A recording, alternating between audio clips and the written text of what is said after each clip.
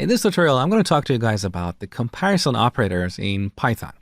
We use comparison operators in situations where we want to compare a variable with a value. For example, if temperature is greater than 30, then we want to print it's a hot day. Otherwise, if it's less than 10, it's a cold day. Otherwise, it's neither hot nor cold. And by the way, here I'm talking about Celsius, not Fahrenheit. So to build these rules into our program, we need to use comparison operators. Back to app.py. I've defined this temperature variable. Let's write an if statement. If temperature, now we want to check to see if this is greater than 30. So we use the greater than operator.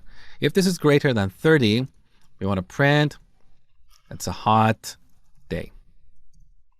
Otherwise, let's just print it's not a hot day. Now, when we run this program, we're going to see the second message because 30 is not greater than 30. So our first condition evaluates to false. Let's verify that. So run, it's not a hot day. Okay. Now, if we change the temperature to 35 and run this again, we're going to see a different message. It's a hot day. So this is where we use comparison operators. Now, what we have here, as you know, is an expression because it's a piece of code that produces a value. So more accurately, this is a Boolean expression. So this is the greater than operator. We also have greater than or equal to. We have less than or equal to. Here's the equality operator. So if the temperature equals to 30, then we can say it's a hot day. Note that this is different from the assignment operator that has only one equal sign.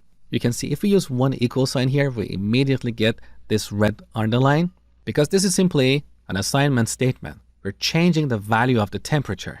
We're setting the value of the temperature variable to 30. We are not comparing it with something else. So we don't have a Boolean expression. We are not producing a Boolean value. Okay. So our equality operator has two equal signs. And finally, we have not equal, which is an exclamation followed by an equal sign. Now here's an exercise for you.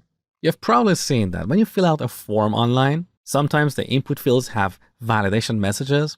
For example, let's say we have an input field for the user to enter their name.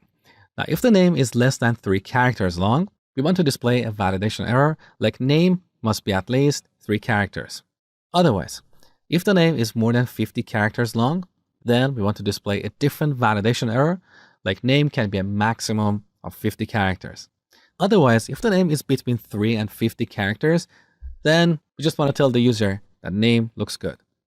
So go ahead and write a program to implement these rules.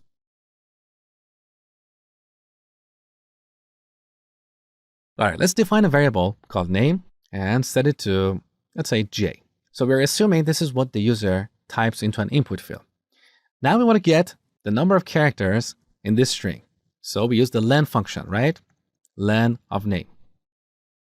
When we print this, we get 1, right? You have seen this before. Now here we want to use an if statement. So if len of name is less than 3, then we want to print name must be at least 3 characters. Now here we need a second condition to check the upper limit.